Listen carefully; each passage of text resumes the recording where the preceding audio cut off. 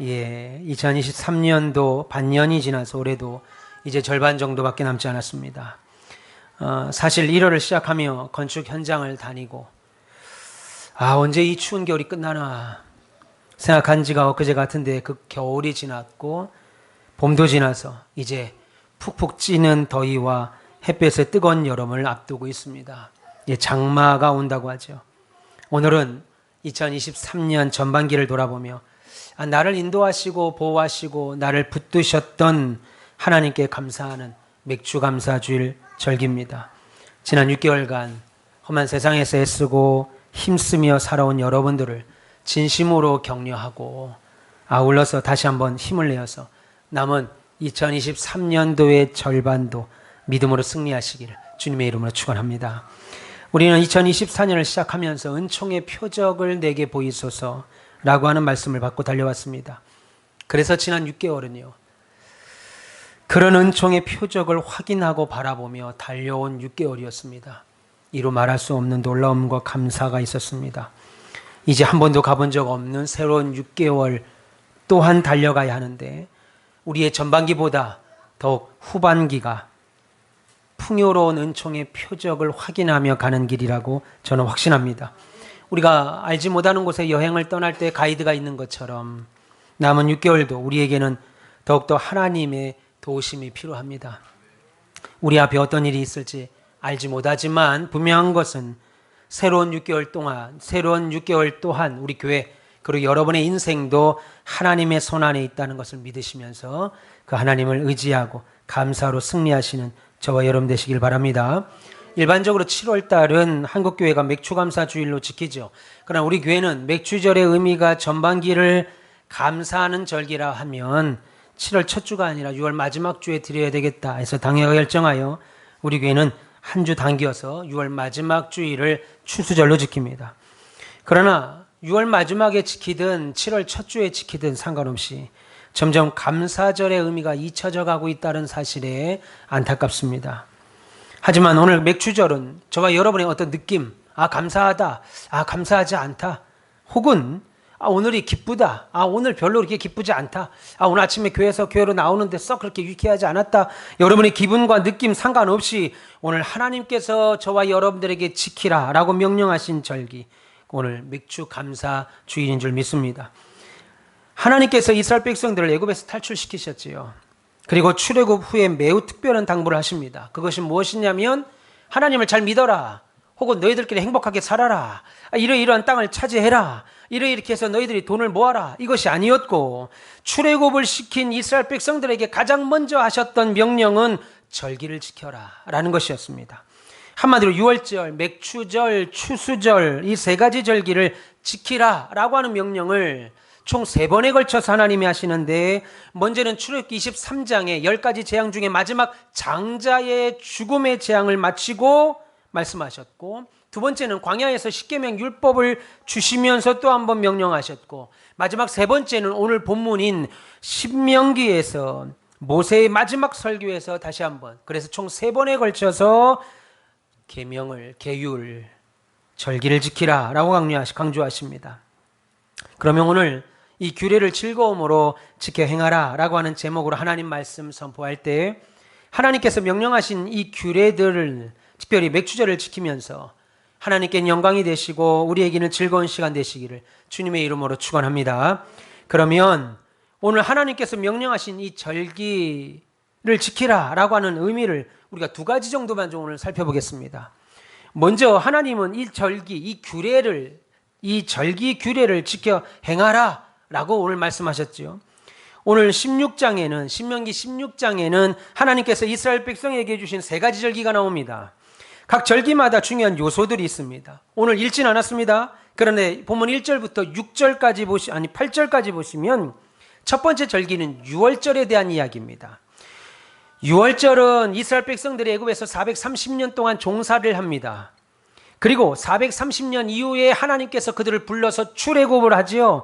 그래서 유월절은 이스라엘 백성 우리가 애굽에서 430년을 종살이하다 나왔다는 것을 기억하고 너희들을 구원하신 이가 누구신지 잊지 마라. 너희들은 430년 동안 애굽에서 종살이한 백성들이다. 그 일을 잊지 말고 기억하라 라고 해서 지킨 것이죠. 그래서 본문 1절 보시면 네 하나님 여호와께 유월절을 행하라. 이는 네 하나님 여호와께서 밤에 너를 애굽에서 인도하여 내셨음이라 라고 말합니다. 그리고 다시 3절 끝을 보시면 이같이 행하여 네 평생에 항상 네가 애굽 땅에서 나온 날을 기억하라.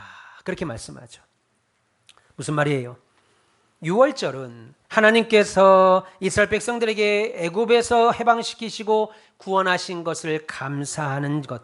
더 이상 우리는 애굽의 노예가 아니다. 애굽 왕 바로를 섬기는 자가 아니다. 우리는 하나님의 자녀요. 우리는 하나님을 섬기는 민족이다. 라고 하는 것을 기억하라. 그래서 유월절을 지키라고 말씀합니다. 그래서 유월절은 애굽에서 해방된 것도 있지만 더 중요한 것은 우리를 살리시고 우리를 애굽에서 나오게 하신 하나님의 놀라운 능력과 은혜에 감사하는 절기, 그것이 유월절입니다. 그리고 두 번째는 맥추절입니다. 맥추절은 오늘 우리가 읽으신 본문 9절에서 12절까지 말씀인데, 맥추절은 이제 이스라엘 백성들이 가나안 땅에 들어가서 농사한 것과 관련되어 있죠. 농사를 지어서 처음 수확한 것을 감사함으로 하나님께 드린 것, 그것이 맥추절입니다. 근데 이 구약의 맥추절이 우리의 나라로 오면서 맥추감사주일로 바뀌게 되고, 날짜도 유대인의 절기와는 상관없이 일반적으로 우리나라 계절에 맞추어 보리 수확이 끝난 직후인 7월 첫째 주로 믿음의 선배들이 그렇게 정하여 지키게 됐습니다. 그래서 오늘날 맥추감사주일의 의미는 우리가 소유한 모든 기업은 하나님의 것입니다. 우리가 가진 모든 것은 하나님의 것입니다. 가나안 사람들은 가나안 땅은 하나님이 주시겠다고 약속한 땅이었죠. 그런데 가나안 땅은 하나님께서 주시겠다고 하는 땅인데, 그러나 그 땅에는 이미 수많은 이방 민족들이 살고 있었습니다. 빈 땅이 아니었습니다. 그런데 아브라함과 그의 가족들은 가나안 땅에서 이주하여 살았죠. 이주하여 살아서 원래는 사람이 없었던 땅이 아닙니다. 이미 사람이 살던 땅입니다. 그런데 하나님이 이스라엘 백성들에게 아브라함에게 그 땅을 너에게 주겠다. 너희 자손들에게 주겠다. 그래서 아브라함이 가나안 땅으로 이주하여 살았습니다. 말씀드린 대로 가나안 땅에는 이미 사람들이 살고 있었습니다. 그래서 나그네 같은 삶을 살았습니다. 그렇게 살다가 야곱의 때에 와서 가나안에 기근이 들었다는 이유로 애굽에 가서 쌀을 빌리러 갔다가, 아니 거기에 애굽에 요셉이 총리로 살고 있었다는 것, 죽은 줄 알았던 요셉이, 자신의 아들이 요셉이 죽은 줄 알았던 요셉이 총리로 살고 있었다는 것을 확인하고 요셉의 도움으로 고센 땅에 정착하여 초기에는 애굽인들에게 대우를 받고 살았지요. 그러나 성경에 보면 요셉이 죽은 후에 요셉을 알지 못하는 왕조가 들어서면서 이스라엘 사람들은 노예가 됩니다. 그리고 그 땅에서 400년이 넘는 기간 동안 노예로 살지요. 다시 말해서 애굽도 그들의 땅이 아니었다는 겁니다. 그러자 그들은 하나님의 도우심으로 모세의 인도를 받아 하나님이 약속하신 땅, 다시 아브라함 때 허락하셨던 약속의 땅으로 400년이 훨씬 지난 이후에 가나안 땅으로 향하여 출애굽하게 됩니다. 그리고 40년이 걸려서 가나안 땅을 정복하지요. 들어갑니다. 그들은 가나안 땅에서 농사 짓습니다. 그리고 첫 해 수확을 얻습니다. 그리고 하나님께 드리며 하나님의 은혜에 감사드렸습니다. 광야 40년 동안 자기들이 먹었던 것은 만나였는데, 만나 대신 약속의 땅에 들어가자마자 만나가 그치고 그 땅에 들어가서 우리의 힘으로 하나님이 주신 은혜로 첫 곡식을 거둬서 먹게 된 겁니다. 그래서 그 첫 곡식을 하나님께 드립니다에 대한 감사가 맥추감사주일입니다. 다시 말해서 광야 시대 마치고 이제 가나안 땅에 정착한 후에 농사지어 처음으로 거둬들인 이 수확물을 하나님께 드리면서 감사하는 겁니다. 그런데 사실은 더 큰 감사는 곡식 추수가 아닙니다. 하나님, 우리로 하여금 광야의 유목민에 살다가 이제 가나안 땅에 정착하여 첫 수확을 얻어서 감사합니다. 우리에게 손에 잡히는 귀한 재산이 있어서 감사합니다. 이것이 원래 목적이 아니고, 지난 40년의 광야와 시대와 이렇게 가나안 땅에 들어와서 농사를 짓고 수확하게 된 모든 것은 40년의 광야 시대뿐만 아니라 하나님이 가나안의 수많은 호족들을 다 물리치시고 이 가나안 땅에 들어와서 음식을 만들고 첫수하게 하게 된 것은 모두 하나님의 절대적인 보호하심과 인도하심을 때문이라고 하는 것을 기억하고 감사하는 의미로 맥추절을 지키라 라고 말합니다. 그래서 이스라엘 백성들이 맥추절을 지키는 것은 토지의 만물 바치는 것은 농사하는 땅을 주신 하나님께 감사하는 의미였습니다. 따라서 맥추절은 땅의 주인은 하나님이시구나, 기업으로 땅을 주신 분이 하나님이시다 라고 하는 신앙 고백이 담겨 있는 명절. 이스라엘 백성들이 살던 땅은 하나님이 그들에게 주신 기업이지요. 그래서 지금 우리도 기업하는 사람들에게는 그 사업이 하나님이 주신 기업이고, 직장을 다니시는 분들에게는 그 직업이 하나님이 주신 기업입니다. 오늘 모든 그리스도인들은 여러분들이 무엇을 하시든지 그것이 하나님이 내게 주신 기업이다 라고 기억하셔야 돼요. 하나님 나라뿐 아니라 가정, 직장 하나님이 주신 것이다 인식하시면서 주의 뜻에 따라 충성하셔야 돼요. 이런 뜻을 갖고 있는 것이 바로 맥추절의 정신이고, 이런 마음으로 맥추절을 고백하며 지켜야 됩니다. 그리고 13절부터 17절까지는 세 번째 절기 초막절, 우리로 알기로는 추수감사절이라고 말합니다. 초막절은 성경에 보니까 수장절이라고 말하기도 하죠. 이 초막절은 만나가 그쳤습니다. 가나안 땅에 들어가니까 40년간 먹었던 만나가 그치고, 약속의 땅에서 곡식을 이제는 거둘 뿐만 아니라 곡식을 저장할 수 있게 된 풍요를 감사하는 절기. 그러나 땅을 우리에게 주시고 연말에 풍성히 수확한 것도 감사하지만 무엇보다도 하나님께서 저 아브라함 때부터 지금까지 수백 년에 걸쳐서 약속을 결국 이루시고 우리를 버리시 아니하시고, 결국 그 약속 젖과 꿀이 흐르고 크고 광대한 비밀의 땅, 엄청난 은혜의 땅, 그 땅에 들어오게 하시고 하늘의 별과 같이 바닷가의 모래알과 같은 수많은 민족을 허락하실 거라고 하는 하나님의 약속 성취를 바라보고 감사하는 절기, 그것이 추수감사절이죠. 하나님 이렇게 유월절, 맥추절, 추수절을 지키라 라고 말씀하셨습니다. 그런데 문제가 있죠. 여러분들이 제가 지금 한 5분을 넘게 10분 가까이 이 절기를 얘기할 때 여러분 마음이 어땠습니까? 뜨거웠습니까? 뭔 소리 하는지 잘 이해가 안 되죠. 와닿지도 않고, 명절 구정도 아니고 우리에게 뭐 추석도 아닌 남의 나라 절기를 얘기하는 것 같아서 마음에 와닿지 않습니다. 그게 문제예요.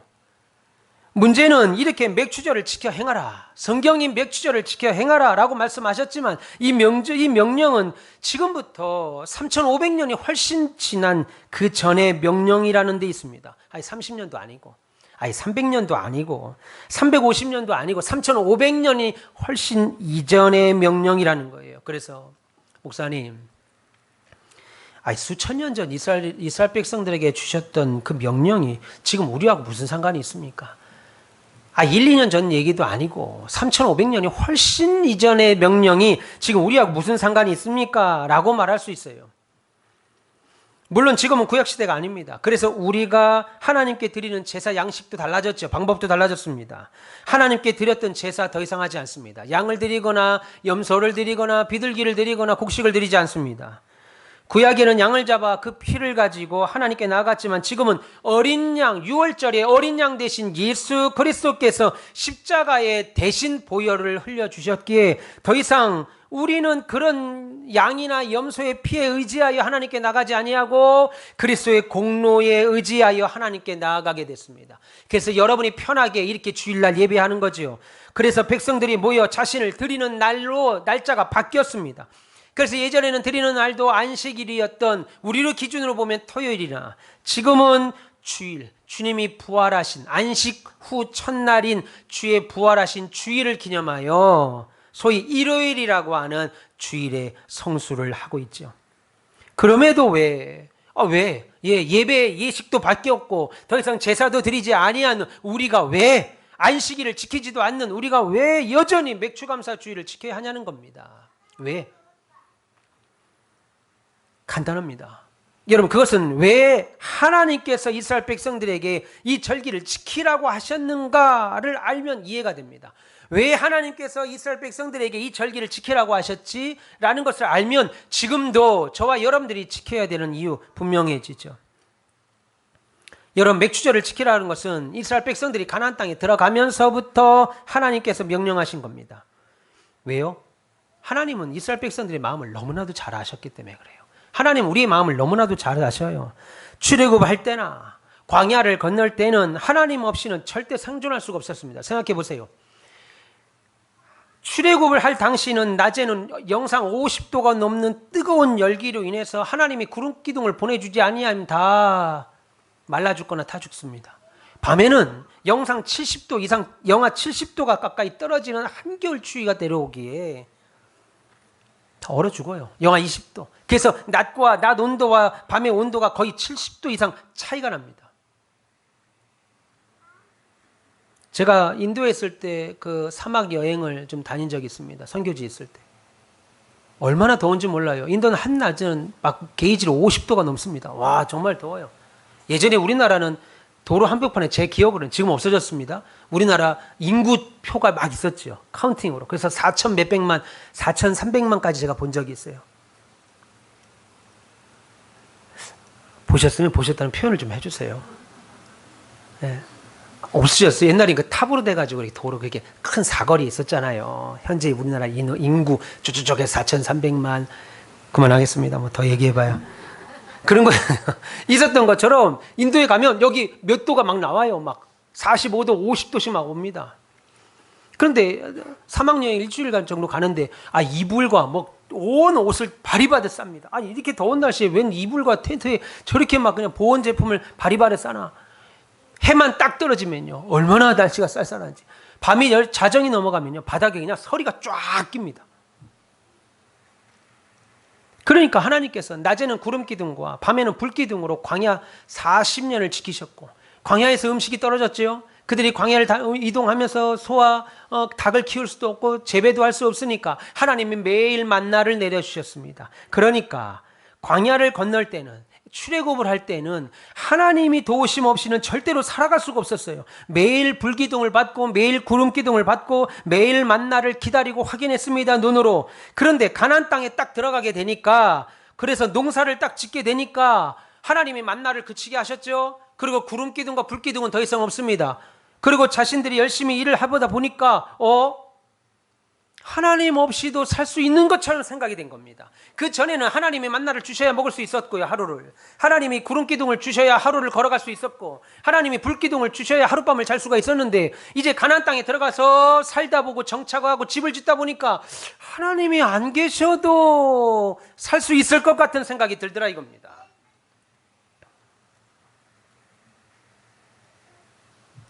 하나님은 이것을 염려하셨습니다. 그래서 신명기 8장 12절에서 17절까지를 보시면 이런 말씀이 나옵니다.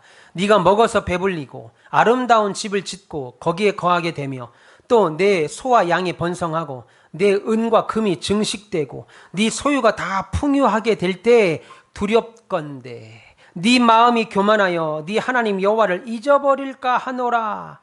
또 두렵건대 네가 마음에 이르기를 내 능력과 내 손의 힘으로 이 재물을 얻었다 할까 하노라 라고 했습니다. 무슨 말입니까? 한마디로 하나님께 걱정하신 거예요. 하나님께서 걱정하신 거예요. 이스라엘 백성들이 광야에서 만나를 먹을 때나 지금 가나안 땅에 들어가서 곡식을 거두어서 먹을 때나 똑같이 하나님의 도우심과 은혜로 사는 것인데, 광야에서는 그래 하나님의 도우심으로 매일 만나를 주셨고 메추라기를 보내주셔서 우리가 먹었지. 근데 가나안 땅에 들어와서는 우리가 아침부터 내 남편이 나가서 열심히 일을 했잖아.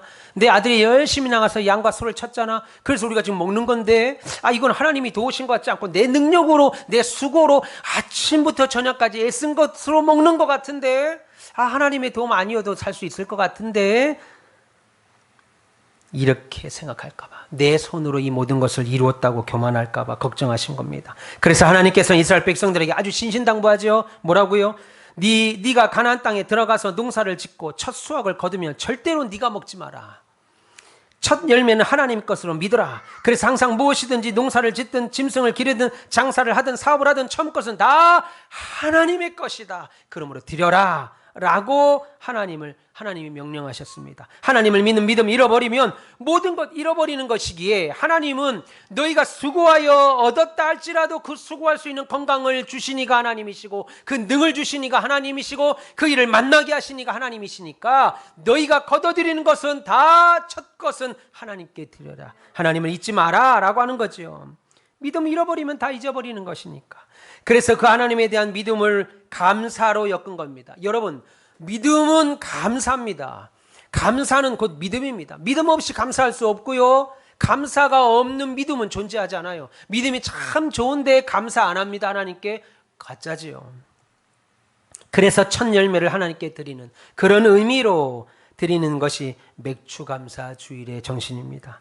그러므로 우리에게도 주신 이 절기를 지키라는 명령은 그 당시 이스라엘 백성뿐만 아니라 저와 여러분들에게도 여전히 유효한 겁니다. 왜 유효합니까? 왜 유효해요? 우리에게도 왜 동일합니까? 그것은 먼저 우리의 하나님이 여전히 변하지 않는 분이시기 때문이죠. 3500년 아니 그 이상의 세월에 이스라엘 백성들에게 명령하신 하나님이 오늘 하나님과 다른 분이 아니라는 겁니다. 그때나 지금이나 동일합니다. 그 명령의 내용도 그 명령의 의미도 이행해야 될 책임도 3500년 전 이스라엘 백성들이나 2023년 6월 25일을 살고 있는 우리나 똑같다는 겁니다. 다만 명령을 받는 사람들이 이스라엘 백성들에게서 국한된 모습에서 우리로 확장된 것뿐이지요. 그리고 이스라엘 백성들처럼 우리도 동일하게 하나님의 약속의 자녀입니다. 이스라엘 백성들만 하나님의 약속의 자녀고 우리는 아니다라면 지킬 필요가 없는데 우리 또한 약속의 자녀. 갈라디아서 3장 29절에 뭐라고 그래요? 그리스도께 속한 자면 아브라함의 자손이요 약속으로 유업을 이을 자니라. 그러니까 저와 여러분이 그리스도께 속하였으니 우리는 누구예요? 다 아브라함의 자손이고 그 약속을 이을 자다라고 말합니다. 그 유업을 이을 자, 천국의 유업을 이을 자 믿기를 바랍니다.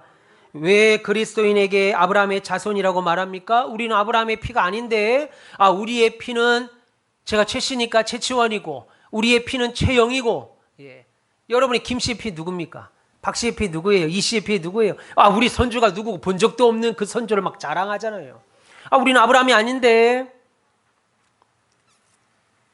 왜 그리스도인들에게 아브라함의 자손이라고 그래요? 우리가 그리스도께 속했기 때문이죠.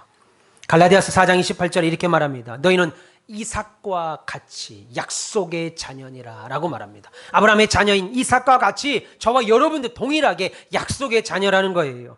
그렇게 우리가 하나님의 약속의 자녀임을 성경은 아주 분명히 아주 자주 여러 곳에서 말씀하고 있습니다. 거기에 이스라엘 백성들이 애굽에서 구원받은 것처럼 우리도 애굽보다 더 무서운 세상에서 사단에서 죄에서 다 구원받은 자들. 그래서 사실 우리가 매 주일마다 나와 예배하는 것 이 자체가 벌써 유월절을 지키는 것과 동일합니다. 구약에 나타난 이스라엘 사람들과 관계된 모든 것 다 이 시대에 사는 우리에게 보여주는 모형인 것 같습니다. 이 시대를 사는 우리들에게 구원의 은혜와 하나님의 주시는 그 사랑을 더 확실하게 알기 위해서 말씀을 통해서 그들을 모형으로 삼아두셨다고요. 그래서 주님의 구속의 실체인 우리들에게는 그 절기를 지키라는 명령이 더 적극적으로 적용돼야 돼요. 우리는 구원받은 자, 아브라함의 자손이 되었고 지금까지 하나님이 우리와 함께 하신 사랑의 확증을 받은 자라면 우리는 더 주님이 이 절기를 지키라. 절기를 지켜야 되는 이유와 목적을 더 적극적으로 적용하셔야 돼요. 하나님은 지금도 변함없는 분, 우리도 변함없는 약속의 자녀이라는 사실 때문에 구약 성도뿐 아니라 저와 여러분들도 동일하게 그의 은혜가 유효하기에 우리도 맥주절을 지켜야 합니다. 그럼 두 번째로 이 맥주절은 어떻게 지켜야 되냐는 거예요. 어떻게? 주보의 맥주절입니다. 다음 주는 추수절입니다. 라고 말하니까 그냥 또 1년에 한 번씩 오는 절기구나 라고 해서 절기를 지키는 겁니까? 맥주절을 어떻게 지켜야 되냐 하는 겁니다. 먼저 성경을 좀 보죠. 성경의 맥주절은 보리를 수확하여 감사하는 절기죠. 그런데 보리 농사를 짓지 않는 우리들입니다. 우리는 지금 보리 농사 짓지 않지요. 보리 농사를 짓지 않는 우리들에게 맥주절은 어떻게 지켜야 되느냐? 우리의 모든 것이, 우리 인생을 통해서 오는 모든 것이 다 하나님께로 왔다는 것을 알고 모든 것은 하나님이 그동안 나와 함께 하셨기 때문에 온 결과라고 고백하는 절기로 지키셔야 돼요. 우리가 인정하든 인정하지 아니하든 우리가 가지고 있는 모든 것은 하나님으로부터 말미암아 왔고, 지금 여러분이 몇 년을 사셨든 상관없이 지금까지 살아오셨던 이 인생은 다 하나님으로부터 보호하심과 인도하심으로 살아온 결과라고 하는 고백으로 오늘 추수감사절을 지켜야 돼요. 그런데 놀라운 것은 하나님께서는 절기를 지키라 라고 명령하시면서 이 절기를 지키는 방법도 오늘 설명하셨습니다.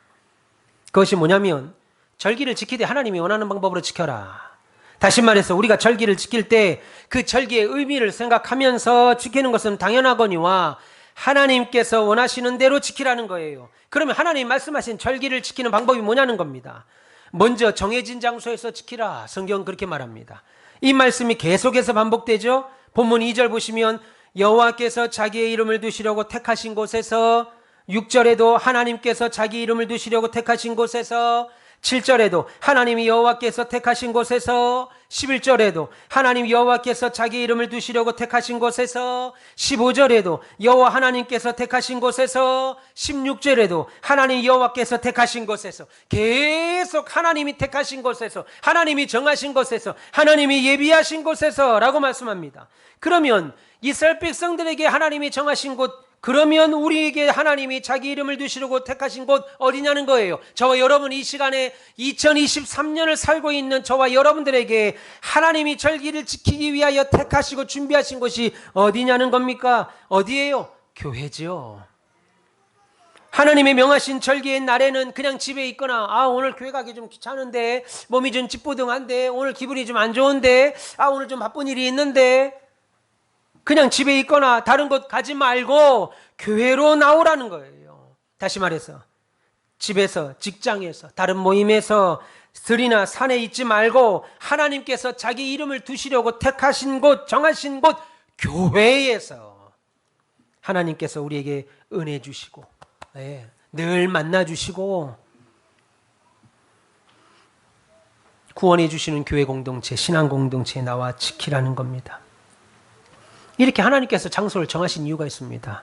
그것은 우리의 편리대로 하지 말라는 거예요. 우리의 편리대로 하지 마라. 우리가 원하는 시간, 우리가 바라는 장소, 우리 마음에 좋은 대로 그렇게 절기 지키지 말라는 겁니다. 제가 계속 도전받는 것 중에 하나가 우리 교회가 저녁 예배를 7시에 드립니다. 7시에 드렸다가 1시간을 당겼습니다. 저를 아는 모든 분이 그래요. 요즘에도 저녁 예배를 드리는 교회가 있냐고. 2시 반에 드리고 2시에 드리면 얼마나 편한데 당기라. 저 어릴 때만 해도 저녁 예배 드리는 교회는 아예 없었습니다. 근데 지금 저녁 예배가 다 없어지고 주일 오후 예배로 당겨드립니다. 주일 오후 예배 드리는 것은 나쁜 것이고 주일 저녁 예배를 드리는 우리는 착한 것이다 라고 말하지 않습니다. 여러분, 예배는 내가 드리기 편한 시간, 내가 드리기 쉬운 시간에 드리는 것이 아니라 나의 가장 귀한 시간에 드리는 것이 예배지요. 그래서 우리 믿음의 선배들이 오전 11시에 저녁 7시에 2번에 나누어서 주일 예배를 드렸습니다. 여러분, 제가 요즘은 예배당 건축 때문에 외부 헌신 예배 설교 요청을 와도 지금 다 거부하고 있습니다만은, 제가 예배당 짓기 전에는 여러 교회 가서 헌신 예배를 드리면 오후 예배 헌신 예배가 1시 반에서 늦어야 2시 반입니다. 보통 1시 반 예배 2시 반 2시 예배인데 가서 예배를 드리면 다 자요. 밥 먹고 예배를 드리니까 다 좁니다. 그러니까 예배가 안 돼요. 당신들도 그렇게 말합니다. 예배가 잘 안 됩니다. 심지어 우리 시찰과 노예 목사님들이 제게 그래요. 목사님 잘하고 있는 겁니다. 저녁 예배. 그럼 당신들도 그렇게 하셔야죠. 당신이 그렇게 내게 잘한다 그러면 당신들은 다 오후 예배 드리면서 저보고 목사님 그거 잘 지키라고. 저녁 예배는 저녁 예배가 주는 즐거움이 있다라는 겁니다. 헌신 예배 가면 다 잡니다. 여기 좀 보세요. 여기 좀 보세요. 이 얘기하다 설교 다 끝납니다. 밥 먹고 하니까 얼마나 피곤하겠어요. 애쓰는 분들입니다. 오전 예배만 나오지 않고 오후 예배도 드리고 가겠다는 마음을 갖고 애쓴 분입니다. 순수한 신분이고 헌신된 분이고 칭찬해야 될 분입니다. 그런데 그런 분들의 예배가 좀 더 예배답게 하기 위해서는 1시 반 예배 드리면 안 돼요. 목사님들도 그래요. 저보고 그래, 헌신 예배 가면 목사님 편하게 하십시오. 어차피 예배 다 좁니다. 밥 먹고 예배 드리니까 잘 안 되는 것 같아. 다 좁니다. 편하게 하십시오. 그럴 바에는 그냥 오전 예배를 1시 반까지 그냥 뜨겁게 찬양 1시간 하고 기도회 1시간 하고 예배 말씀 1시간 듣고 그러고 그냥 오후 예배 없으면 좋겠어요. 요즘은 제 후배들 가운데 개척을 하면서 주일 오후 예배 자체도 안 하는 교회가 있습니다. 하나님이 장소를 정해주신 이유가 거기에 있어요. 우리의 원하는 대로, 우리가 편리한 대로, 우리가 좋은 대로 와서 예배드리지 말라는 거예요. 오히려 전능하고 위대하신 하나님의 권위 아래, 하나님의 절대적인 권위 아래 나와 내 가족들을, 그리고 우리의 모든 소유들을, 우리의 사업들을, 인생을 그 앞에 갖다 두라는 겁니다. 그렇게 하고 하나님을 경외하는 마음으로 내가 아니라 하나님께서 원하시는 대로 신령과 진정함으로 예배하라는 거예요. 그래서 이 명령을, 내가 택한 곳에서 드리라고 하는 명령을 이 짧은 구절에 6번이나 계속 강조하는 겁니다. 근데 요즘은 예배들을 목사가 원하는 대로 드립니다. 7시에 드렸다가 어느 날 1시 반에 드렸다가 그것도 안 하다가 요즘은 금요 기도회, 목요 기도회, 저녁 기도회, 새벽 기도회도 안 하는 교회가 태발입니다. 아, 힘들다 이겁니다. 코로나 3년 동안 안 하다 보니까 다시 하려니까 힘들다 이겁니다. 그러니까 제가 말씀드렸죠. 주의 일은 목숨 걸고 해야 됩니다. 하나님의 일은, 여러분 사업하시는 거, 직장생활하는 거 다 목숨 걸고 하시죠. 학생들 공부하는 거 다 목숨 걸고 하시죠. 하나님의 일 또한 목숨 걸고 하셔야 돼요. 여러분 사업하면서 설렁설렁, 아이 뭐 오늘 이번 달 돈 못 벌면 말지 뭐. 아, 이번 달 매출 뭐 영원이면 말지 뭐. 아, 월세 뭐 밀리면 말지 뭐. 그렇게 하는 사업하는 사람 있습니까? 목숨 걸죠. 남들 아침 6시 열면 5시 반에 열립니다. 남들 5시 퇴근하면 6시 퇴근합니다. 학생들 보세요. 좋은 학교 가려고 코피가 터져가면서 공부합니다. 그런데 왜 하나님의 일은 생명 걸고 안 합니까? 여러분 하나님의 나라 일은 생명 걸고 해야 돼요. 목사가 생명 걸고 예배 수요해야 되고요. 목사가 생명 걸고 이단으로부터 우리 교회를 지키려고 애써야 되고 말씀을 가르쳐야 되고 설교를 준비해야 됩니다. 하나님의 일은 생명 걸고 해야 되는 일입니다. 믿기를 바랍니다. 그러면서 또 뭐라고 그래요? 그렇게 장소를 정할 뿐만 아니라 네가 구원받았다는 사실을 기억하며 절기를 지키라. 본문 3절 보세요. 네 평생에 항상 네가 애굽 땅에서 나온 날을 기억하라. 평생을 살면서 아, 나는 애굽에서 나온 사람이었지, 하나님의 도움으로 난 나온 사람이었지, 기억하며 맥주절을 지키라는 겁니다. 여러분 보세요. 여러분은 어떻게 예수 믿었는지 저는 알 수 없습니다. 누구를 통해서 믿었는지 알 수도 없습니다. 부모가 예수를 믿어서 믿은 건지, 전도를 받아서 나온 건지, 갑자기 내 마음에 교회 가고 싶어서 나오게 됐는지 모릅니다. 그런데 여러분이 맥주절을 지키는 것은, 교회 주의를 지키는 것은 한평생 하나님이 나를 어떻게 구원하셨는가 날마다 기억하며 지키라는 거예요. 믿기를 바랍니다. 아무 감동 없이 맥주절 왜 지키는 거야? 그냥 뭐 이렇게 다 이렇게 잘 그래 지키는 거야. 그러지 말고, 감동 없이 지키지 말고, 애굽 땅에서 종살이하던 우리가 노예하던 노예 살던 우리가 나와서 이 땅에 와서 하나님이 우리를 영벌에서 구원해서, 하나님이 우리를 종의 삶에서 구원해서 여기서 이렇게 곡식을 거두는 복을 받았다. 이야 감사하다. 이렇게 기억하라는 거예요. 영벌에서 우리도 영벌에서 건짐을 받고 죄에서 건짐을 받은 것 잊지 말고 지키라는 겁니다. 기억하며 지켜야 돼요. 모든 예배와 모든 절기는. 우리는 하나님의 도우심으로 지금까지 살아왔습니다. 인정하십니까? 하나님의 도움 없이는요, 하나님이 여러분에서 인생명을 꽉 붙들게 지금도 사는 겁니다. 그냥 불어버리면 끝인 거예요.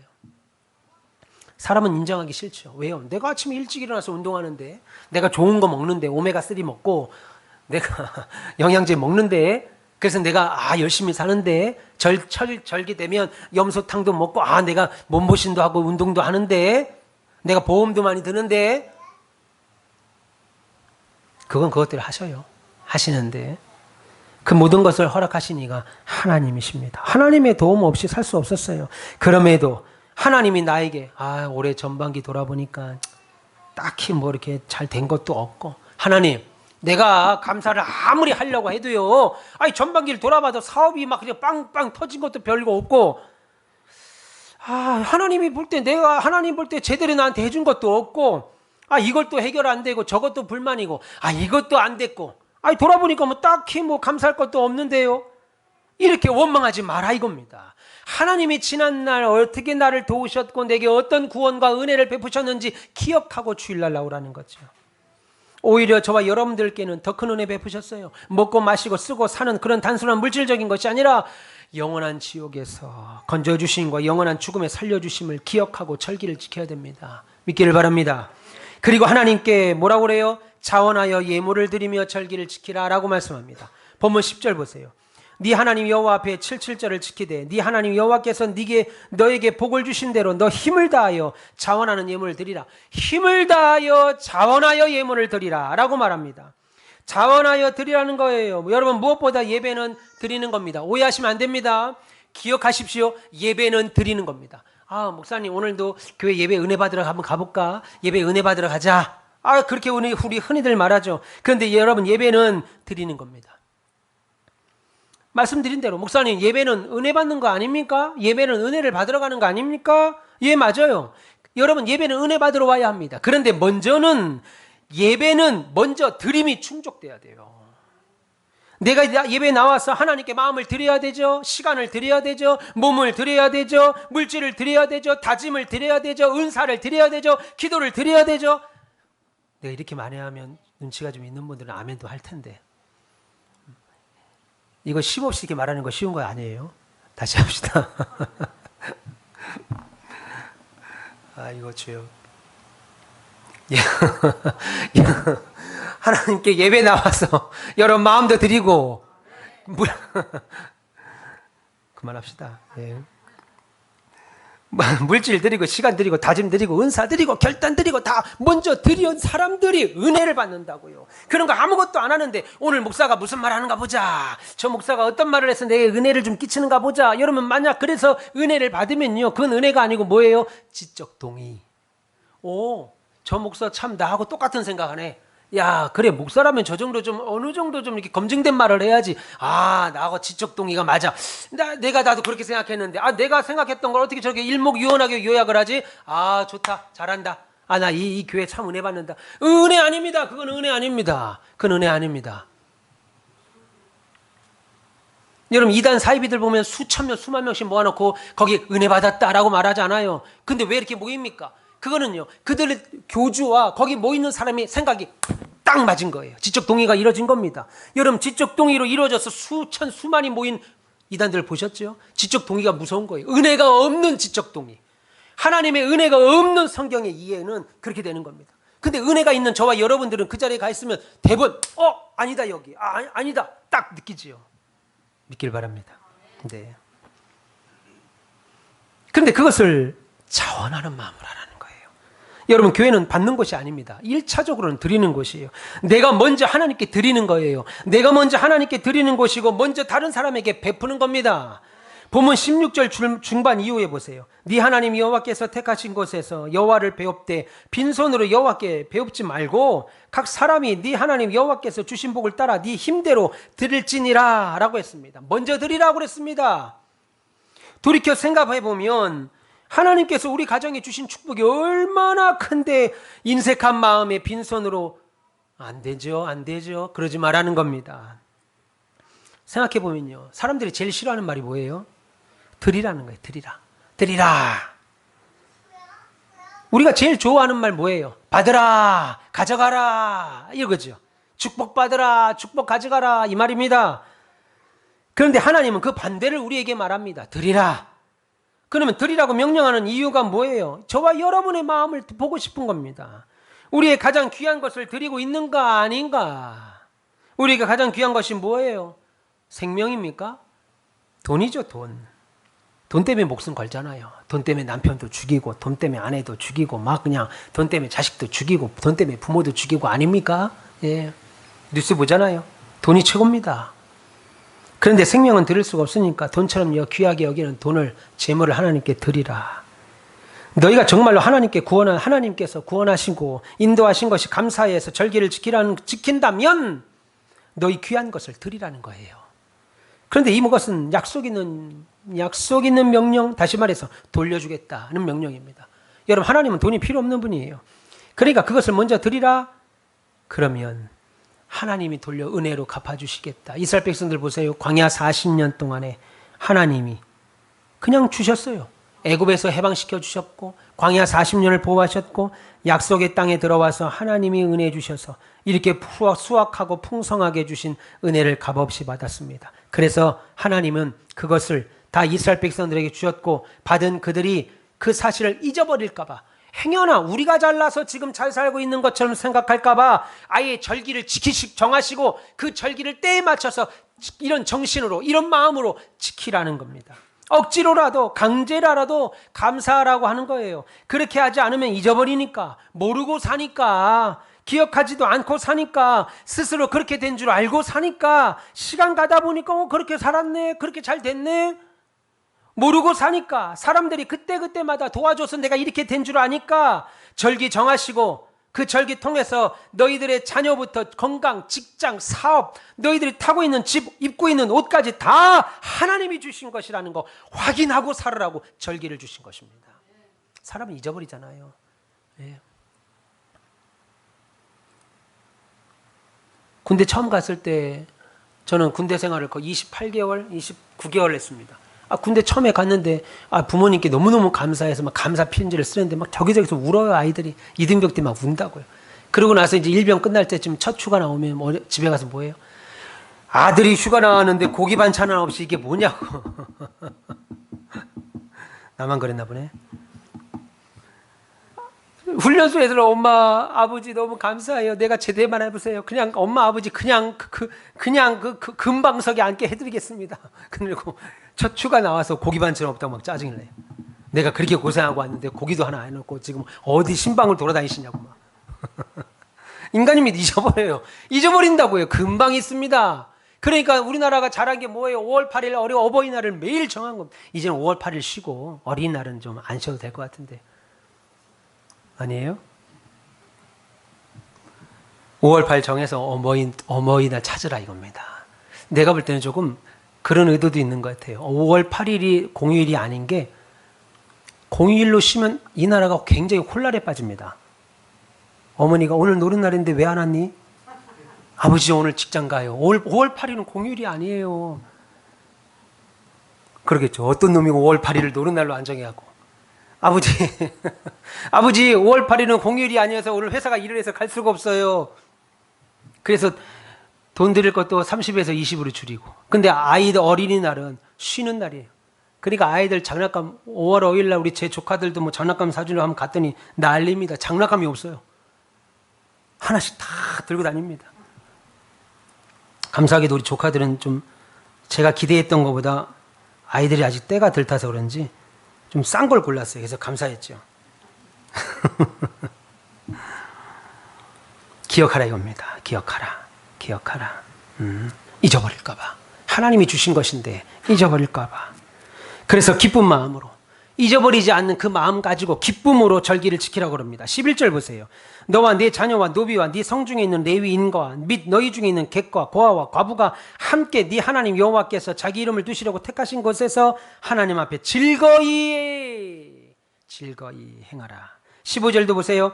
네 하나님 여호와께서 택하신 곳에서 너는 이래 동안 네 하나님 여호와 앞에서 절기를 지키고 네 하나님 여호와께 모든 소출과 네 손으로 행한 모든 일에 복을 주실 것이니 너는 온전히 즐거워하라. 여러분, 감사절은 즐거움으로 드리는 것입니다. 형식적이거나 억지적으로 나오는 것이 아니라 마음을 다하는 거예요. 마치 내가 좋아하는 사람 만나서 즐거운 마음으로 내가 사랑하고 좋아하는 사람 만나면 즐겁잖아요. 그런 것처럼 교회에 나와서 자신을 하나님께 드리라는 겁니다. 이제 좀 있으면 여름 휴가 가실 거 아닙니까? 여름 휴가 가면 사람들이 휴가 날짜 정하고 장소 정해서 와 여기 너무 좋다, 이 바닷가 너무 좋다, 이 산 너무 좋다 하는 것처럼 좋은 마음 가지고 와서 하나님께 기뻐하며 주일 예배를 지키라는 겁니다. 그뿐 아닙니다. 그뿐 아니라 기억하고 즐거워할 뿐 아니라 너희뿐 아니라 너희 후손들에게, 다음 세대들에게 부지런히 가르쳐서 그들도 지키게 하라라고 말씀하십니다. 이것이 실제 절기를 정하신 의도였습니다. 절기를 지키라라고 하는 명령의 의도, 너희들만 지키지 마, 너희 자손들도 지키게 해, 너희 자손들도 하나님을 기억하게 해, 그 말이죠. 본문 14절 중반에 너와 네 자녀와 노비와 네 성중에 거하는 레위인과 객과 고아와 과부와 함께, 이것을 다시 출애굽기 13장에 자세하게 기록하고 있는데 뭐라고 말하냐면요, 이렇게 말합니다.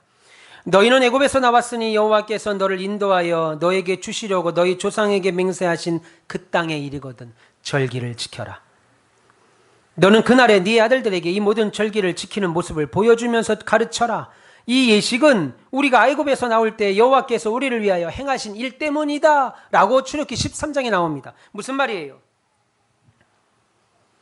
여러분들이 절기를 지키고 이스라엘 백성들이 절기를 하나님께 지키고 여러분이 예배 나오고 교회 생활하고 신앙생활 할 때 자손들이 아들이 딸이 아버지에게 엄마에게 와서 아버지 이것이 뭐예요? 이것은 왜 지키는 거예요? 이것은 왜 하는 거예요? 이 절기는 왜 하나님께 지키는 거예요? 라고 묻거든.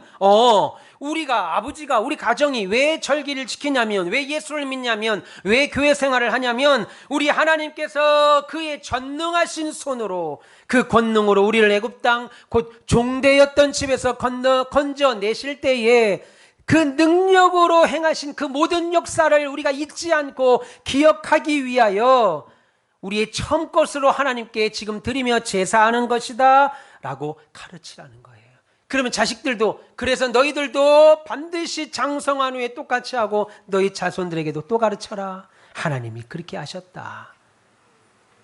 그래서 계속 그들도 절기를 지키게 하라 라고 말씀하셨습니다. 절기를 지키는 것과 여러분 신앙생활의 원리를 여러분 자신들의 자녀들에게도 가르쳐 주십시오. 여러분 이 땅에 아주 좋은 거 많은 거 좋은 훌륭한 거 가르치는 거 좋습니다. 근데 실제적으로 남는 건 부모의 발걸음입니다. 여러분 제가 어릴 때만 해도 공부 잘하고 책을 많이 보고 도서관에 많이 가라는 걸 장려했습니다. 그렇게 해야 머리에 지식을 쌓는다고 그랬어요. 그래서 책을 많이 본 아이들이 말이 달랐고 행동이 달랐습니다. 공부를 잘했습니다. 근데 지금 생각해 보세요. 이젠 우리의 노력뿐이지 지식의 평준화를 이뤘죠. 여러분 임진왜란이 언제 일어난 줄 아세요? 기억할 필요 없죠. 세종대왕이 언제 죽었는지 아세요? 기억할 필요 없습니다. 여러분이 갖고 있는 스마트폰 한번 검색하면 다 나옵니다. 지금은 지식이 그렇게 올라섰습니다. 예, 저 중학교 때만 해도요. 우리 반 친구가 우리 집에 컴퓨터 샀다? 우리 반에 65명인데 컴퓨터를 샀대요. 그래서 그 집안에 내 친구들이 우르르 몰려갔습니다. 몰려갔는데 삼성 컴퓨터인지 대우 컴퓨터인지 컴퓨터를 샀습니다. 이따이만한 모니터에 막 밑에 컴퓨터 모니터 밑에 본체가 있는 컴퓨터를 샀더라고요. 플로피 디스크 꽂고 막 하는데 너무너무 신기해요. 그 내용이 뭔지는 모르겠지만 가방에서 플로피 디스크를 꺼내서 컴퓨터 막 집어넣고 하길래 이야 신세계를 봤습니다. 우리만에서 65명 중에 걔만 컴퓨터가 있었어요. 저 중학교 때만 해도. 여러분 그때만 해도 공부 잘해서 정보를 많이 입수하면 성공한다고 그랬습니다. 근데 지금 보세요. 구글, 네이버, 챗봇 싹 다 나옵니다. 심지어 요즘 대학생들 챗봇으로 드래그해서 붙여넣기 할까봐 학교 페이퍼 검사할 때요. 페이퍼에 뭐라고 써있냐면 과제물 낼 때 이것은 챗봇에서 23%만 검색됐습니다. 50% 검색됐습니다. 그래서 과제물 낼 때 30% 이상 나온다 그러면 과제 안 받아준다는 거예요. 다 복사하게 할까봐. 지식이 넘쳐나는 시대가 됐습니다. 옛날에는요 기술이 있으면 잘 산다고 그랬습니다. 근데 지금 보세요. AI를 로봇에다 딱 접목하니까 자동차를 만들죠. 로봇가 만드는 게 없습니다. 심지어 우리 교회 공사 현장에 지금까지도 조적을 쌓고 미장은 사람이 합니다. 근데 놀라운 게 뭔지 아세요? 조적과 미장을 이젠 기계가 합니다. 대형 건물들 기계가. 와 놀랍더라고요. 기계가 딱 붙으면요 밑에서 벽돌이 탁탁탁탁 붙어가지고 도배 믹싱까지 해서 미장까지 딱 끝내고 벽이 갑니다. 한 3, 40년 되면 이제 조적하는 사람 없을지도 모르겠어요. 옛날에는 기술이 있으면 잘 산다고 그랬는데 지금 기술이 기계가 하는 시대가 돼버렸어요. 자동화가 되지요. 그럼 사람이 기계와 달라지는 것 다른 유일한 하나가 뭐겠어요? 인간의 태도입니다. 태도. 사람에게 대하는 태도, 윤리적인 태도, 말할 것도 없고 인생을 바라보는 태도, 내가 어떻게 살아야 되겠다는 태도는 기계가 할 수 없는 거예요. 이건 인간만 할 수 있는 거라고요.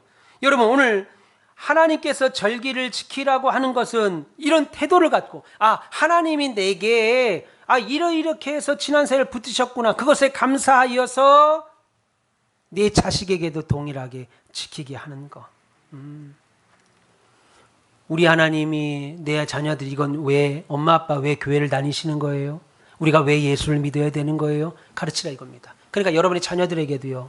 신앙을 가르칠 때 세상을 가르칠 때 공부 많이 해라, 좋은 대학 가라 라는 것이 아니라 인생의 태도를 가르치셔야 돼요. 여러분 앞으로 기기가 다 합니다. 앞으로 스마트폰 다 합니다. 여러분 검색 안 되는 게 있습니까? 심지어 요즘은 제가 논문 쓸 때 보니 소논문 쓸 때 보니까 국립중앙도서관에 스마트폰으로 다 들어갑니다. 다 들어가서 논문 다운받을 수 있습니다. 표절률도 다 확인할 수 있습니다. 옛날엔 제가 석사할 때까지만 해도 국립중앙박물관, 국회의사관 거기 가서 도선 목록 찾아가지고 컨베인으로 이 논문 나오는 거 보고 일일이 그거 다 1000장이고 2000장이고 제가 박사 할 때 다 복사했습니다. 근데 지금은 복사 안 하고요. 그냥 스마트폰으로 다 다운받을 수 있습니다. 그러면 우리에게 가지고 남은 것은 태도라 이겁니다. 태도. 인간을 대하는 태도, 하나님을 대하는 태도. 그러니까 여러분 자녀들에게 가르쳐주고 남겨야 될 것은 지식이나 기술이 아니라 사람의 태도입니다. 정직하게 사는 거, 믿음으로 사는 거, 신앙으로 사는 걸 가르쳐 주셔야 돼요. 사람들은 생각하기에 정직하게 살면 세상에서 망한다고 합니다. 아니에요. 결국은 그런 사람 사용합니다. 여러분 명문대 다니는 사람들을 왜 젊은이들 대기업에서 뽑아요? 그가 그 생활 그 시간대까지 공부하고 노력한 그 노력을 이력서에서 보는 거잖아요. 상황이 여러 가지 있겠지만 그다 배제하고. 여러분 자녀들에게 가르치실 때 여러분의 본을 보여주십시오. 인간의 태도를 가르치시고 하나님께 우리가 어떤 태도를 서 있어야 되는가를 가르쳐 주시면 그 아이들은 분명히 하나님을 떠나지 아니합니다. 오늘 이 하나님의 약속이 저와 여러분들에게 동일하게 전해졌습니다. 우리는 하나님의 약속의 자녀이기 때문이죠. 그래서 365일이 사실 우리에겐 6월절입니다. 하나님이 매일매일 구원해 주심에 감사하고 특별히 오늘같이 맥주절로 지켜서 감사하는 거죠. 구원하심이 오직 어린 양께 있도다. 날마다 고백하는 우리죠.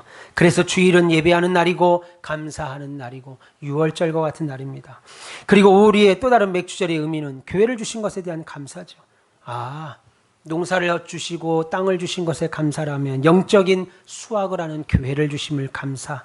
그래서 모든 영적인 일은 교회로부터 출발합니다. 내가 하나님께 드리는 기도도 예배도 찬양도 헌신도 교회가 아닌데 어디서 확인할 수 있겠습니까? 여러분의 헌신, 여러분의 믿음, 교회가 아닌 곳에서 어디서 분명하게 확인할 수 있겠어요? 교회죠. 그걸 모르니까 교회를 직분을 가볍게 여기는 겁니다. 여러분 교회는 너무 중요합니다. 보이는 천국이고 보이는 은혜죠. 그래서 교회 주심을 감사하게 생각하셔야 됩니다. 사랑하는 우리 가온빛의 별님 여러분, 교회가 맥주절을 지키자라고 하는 것은 여러분들에게 감사주의를 하나 더 만들어서 헌금하게 하라는 것이 아닙니다. 요즘 점점 교회들이 맥주절과 추수절과 심지어 부활절조차도 성탄절조차도 지키지 않는 모습을 봅니다. 각자 여러 근거를 대가지고 안 지키는 교회들이 많습니다. 그 이유가 어찌되었든지 이것을 하나 기억하셔야 돼요. 우리가 이렇게 교회와 모든 성도들이 한 날을 정해서 추수절을 지키고 맥추감사절을 지키고 성탄절을 지키고 부활절을 지키지 않으면 어떻게 교회가, 어떻게 여러 성도들이 전반기를 하나님이 인도하셨구나, 보호하셨구나, 한 해를 보호하셨구나 라고 하는 감사를 공식적으로 고백할 수 있고, 나를 위하여 창조주 되신 하나님이 인간의 몸을 입고 성탄하셨구나 라고 하는 것을 고백할 수 있고, 사망 권세 이기시고 부활하신 주의 부활이 나의 부활임을 알고 소망을 갖고 천국을 기다리는 놀라운 은혜를 공식적으로 고백할 수 있냐는 거예요. 이런 절기가 없이. 여러분 평일날에 부활에 대하여 생각해 본 적이 있고 성탄에 대해서 감사한 적이 있고 맥주 감사나 추수 감사에 대해서 고백해 본 적이 있습니까? 없지요. 그래서 절기를 정하여 지키는 것은 매우 중요합니다. 인간의 본성은 받은 사랑과 은혜를 기억하기 싫어하죠. 감사하기 싫어하고 받은 것 때문에 기뻐하는 건 더더욱 싫어합니다. 그래서 절대 우리 죄인들은 가르쳐 주지 않고 말하지 않고 알려주지 않으면 먼저 감사하거나 기뻐할 수가 없어요. 그래서 우리가 이렇게 한날 맥주절, 추수절, 성탄절, 부활절로 하나님께 감사와 하나님 내게 주신 구원의 은혜와 모든 것에 기뻐하는 절기를 지키는 겁니다. 여러분 감사하라고 하나님의 명령과 감사해야 되는 이유를 잊기 쉬운 시대에 우리가 살고 있습니다. 그럼에도 절기를 지키라고 명령하셨고 그 명령의 중요한 의미는 여전히 오늘도 유효하고 그걸 지켜야 될 저와 여러분 자격 또한 여전히 유효하다는 것을 기억하시면서 오늘 너희는 이 절기를, 이 규례를 즐거이 지켜 행하라 라고 하는 하나님 명령과 요구 앞에서 기억하시면서 하나님 원하시는 대로 온 마음 다하여 우리를 구원하시는 은혜, 우리를 여기까지 인도하시는 은혜, 보호하시는 은혜, 사랑과 은혜 채워주신 하나님의 섭리에 감사하심으로 한 주간 하나님께 영광 돌리시는 맥주 감사절 되시기를 주님의 이름으로 축원합니다. 기도하겠습니다. 하나님 감사합니다. 사랑하는 주님, 오늘도 하나님 앞에 나와 예배하는 당신의 별님들을 축복하시고 감사를 잃어버린 시대에 감사하는 우리가 되게 하시고 하나님